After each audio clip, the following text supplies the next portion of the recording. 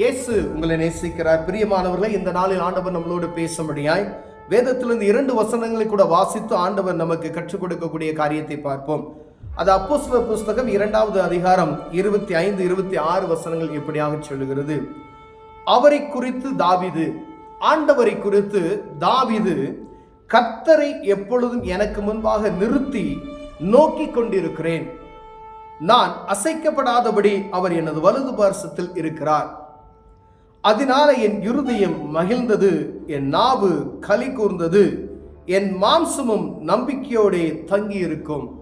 பிரியமானவர்களே, தாவீது ராஜாவை குறித்து நாம் அநேக முறை வாசித்து இருக்கிறோம், அநேகர் பிரசங்கித்து கேட்டு இருக்கிறோம். நமக்கு மறக்க முடியாத அநேக காரியங்கள் இந்த தாவீது ராஜாவினுடைய வாழ்க்கையை குறித்து நாம் அறிந்திருக்கிறோம். பிரியமானவர்களே, அவர் ஆதி முதல், அவர் ஆடு மேய்த்தது முதல் அப்படின்னு வச்சுக்கோங்களேன், அங்கு கூட ஆண்டவரோடு அவர் உறவாடுகிற ஒரு உறவின் தன்மையை குறித்து எழுதப்பட்டிருக்கு. அவருடைய மேன்மைக்கு காரணம் என்ன என்றால், அவர் ஆடு மேய்த்தா கூட ஆண்டவரை மகிமைப்படுத்திக் கொண்டே இருப்பார். பாருங்க, அவர்கள் வீட்டில் இருக்கக்கூடிய அநேக சகோதரர்கள் இருக்கிறார்கள். அவருடைய சகோதரர்கள் எல்லாம் ஆண்டவர் தள்ளிவிட்டு, அவர்கள் பூரா போர் செய்வர்கள், நல்ல படித்தவர்கள், நல்ல வாட்டுச்சாட்டமான நல்ல போர் செய்வர்களாய் இருக்கிறார்கள், அப்போ தளபதிகளாய் இருக்கிறார்கள். ஆனால் ஆண்டவர் யாரை ராஜாவாக அபிஷேகம் பண்ண வேண்டும் என்கின்ற பொழுது, ஆடு மேய்ப்பதற்காக தகப்பன் அவரை தனியாக பிரித்து வைக்க, அவன் இதற்கு தான் உதவுவான் அப்படி சொல்லி பிரித்தெடுக்கப்பட்ட அந்த மனிதனை ஆண்டவர் கண்ணோக்குகிறதை பார்க்க முடிகிறது. அதற்கு ஒரு காரணம் உண்டு. ஆண்டவரை எப்பொழுதும் அவருக்கு முன்பதாக வைத்திருக்கிறது. பிரியமானவர்களே, அவர் எங்கு நடந்தாலும் எங்கு சென்றாலும் ஆண்டவருக்கு கொடுக்கிற மகிமையை செலுத்தி கொண்டே இருக்கக்கூடிய ஒரு மகிமையான ஒரு ராஜாவை நாம் இதில் எழுதப்பட்டிருக்கிறது. அவரை குறித்து தாவீது அப்படின்னு எழுதப்பட்டிருக்கிறது. கர்த்தரை எப்பொழுதும் எனக்கு முன்பாக நிறுத்தி நோக்கி கொண்டிருக்கிறேன். அவ பாருங்க, அவர் வாழ்க்கையில என்ன காரியம் நடந்தாலும் சரி, எந்த ஒரு காரியம் செய்தாலும் சரி, அவருக்கு முன்பதாய் முதல் காரியமாய் கர்த்தரை நோக்கி கொண்டிருக்கிற ஒரு காரியத்தை ஆண்டவர் அவர் எழுதுறது பார்க்க முடிகிறது. பிரியமானவர்களே, நம் வாழ்க்கையில எத்தனை பேர் முதல்ல ஆண்டவரை நோக்கி எந்த ஒரு செயலும் செயல்படுத்துகிறோம் என்பதை பார்க்கும்படி அழைக்கப்படுகிறோம்.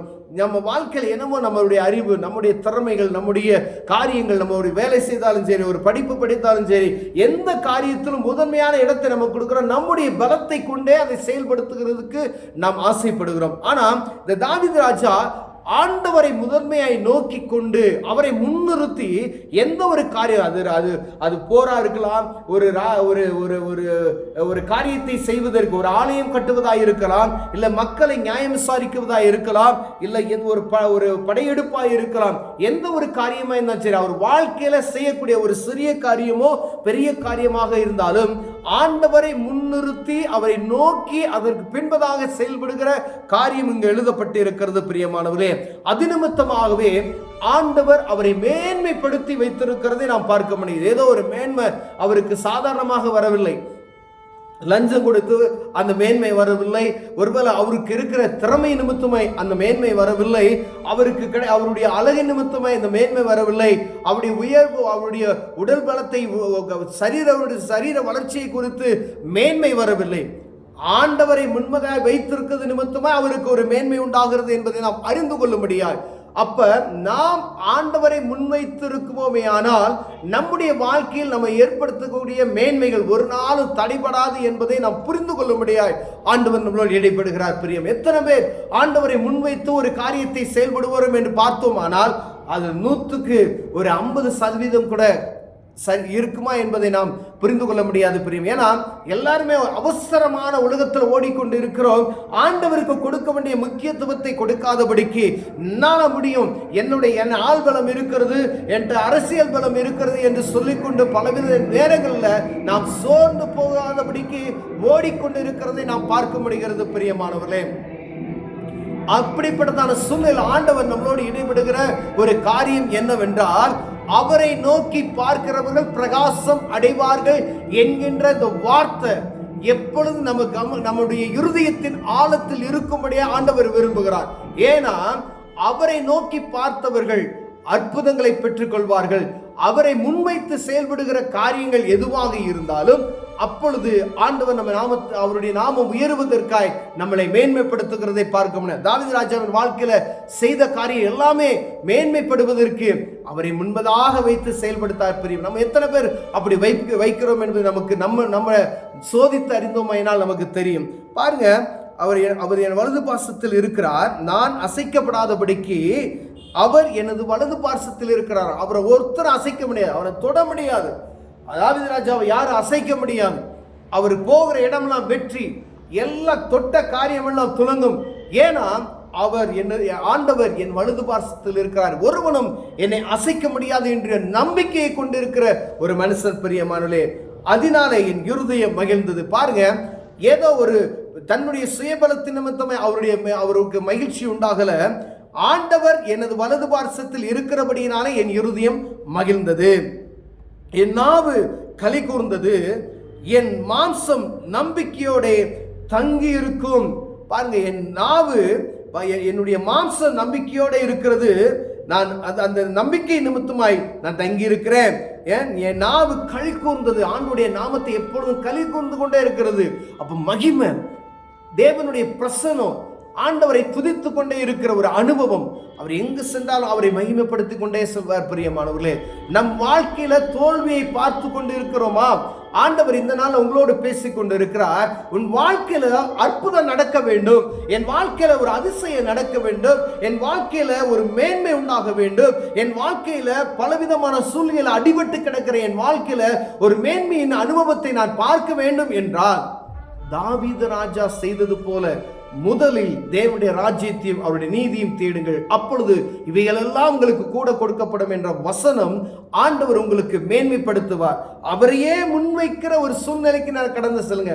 நீங்க என்ன சின்ன காரியம் செய்தாலும், ஒரு வாகனத்தை எடுக்கும் பொழுது ஆண்டவரே நாம மகிமைப்படுவதாக அப்படின்னு சொல்லுங்களேன். நீங்க ஒரு சின்ன காரியம் வேலைக்கு கடந்து செல்லும் பொழுது ஆண்டவரே ஸ்தோத்திரம் என்று சொல்லி அந்த காரியத்தை செய்யுங்க.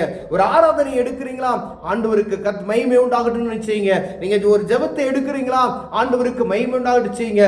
ஒரு பொருளை வாங்குகிறீங்களா, ஆண்டவருக்கு மகிமை உண்டா சொல்லி பாருங்க. சொல்லி சொல்லி சொல்லி இப்படியாக ஒரு பெரிய செல்வந்தர் ஒருவர் அவருடைய வாழ்க்கை வரலாறை ஒரு ஊழியக்காரர் சொல்லும் பொழுது, அவருடைய ஃபேக்டரியில ஒரு பின்னூசி வாங்கினா கூட, சிவகாசி பட்டணத்தில் இருக்கிற ஒரு குண்டூசி வாங்கும் பொழுது கூட ஜெபித்து விட்டு வாங்குவாங்களாம். அப்ப ஆண்டவர் அவர்களை மேன்மைக்கு மேல மேன்மைப்படுத்துவதற்கு, உயர்வை உண்டாக்குவதற்கு ஆண்டவருக்கு முக்கியத்துவம் கொடுக்கக்கூடிய ஒரு காரியம். குண்டூசி வாங்குவதற்கு கூட ஆண்டவர்கிட்ட பெர்மிஷன் வாங்கி அந்த காரியத்தை செய்கிற இப்படிப்பட்ட நாட்கள் நாம் வாழ்ந்து கொண்டு இருக்கிறோமே, அவர்கள் உயர்வை அடைகிறார்கள். ஆனால் நாம் செய்கிற பெரிய காரியங்களுக்குள்ள தேவ சமூகத்தில் கேள்வி கேட்காதபடிக்கு நாம் செய்து கொண்டு இருக்கிறோம். அப்ப ஆண்டவருடைய ஆசீர்வாதம் எப்படி நமக்கு கடந்து வரும்? ஐயா, நான் உழைக்கிறேன், மேன்மையை நான் காண முடியவில்லையே, நான் பாடாய்ப்படுகிறேன், மேன்மையை காண முடியவில்லையே, 24 மணி நேரம் உழைக்கிறேன், ஒரு நாளைக்கு நான் இவ்வளவு நேரம் நான் பாடுபடுகிறேன், ஆனால் பொத்தல் பையில் போடப்பட்ட ஒரு காரியம் காணப்படுகிறதே என்று சொல்லப்படுகிறோம்.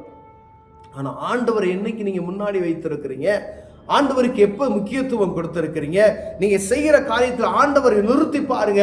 ஆண்டவர் உங்களை உயர்த்த வல்லமையுள்ளவராக இருக்கிறார். பிரியமானவரே, தாவீது ராஜா சொன்னது போல அவரையே எனக்கு முன்பதாக நிறுத்தி நோக்கி கொண்டு இருக்கிறேன், இதன் நாமத்தமாய் என்னுடைய மேன்மை என்று சொல்லுகிறார். பிரியமானவர்களே, நாமும் அப்படி செய்வோம், ஆண்டவருடைய நாமத்தை மகிமைப்படுத்துவோம், கண்களை மூடுவோம், ஜெபிப்போம். அன்பின் தகப்பனே, ஆண்டவரே, எப்பொழுதும் நாங்களும் உண்மையே நோக்கி கொண்டிருக்கிற, உண்மையே எதிர்பார்த்து கொண்டிருக்கிற, முன்வைத்து செயல்படுகிற அனுபவத்தை எங்களுக்கு தாங்க. இயேசுவின் நாமத்தில் பிதாவே, ஆமென்.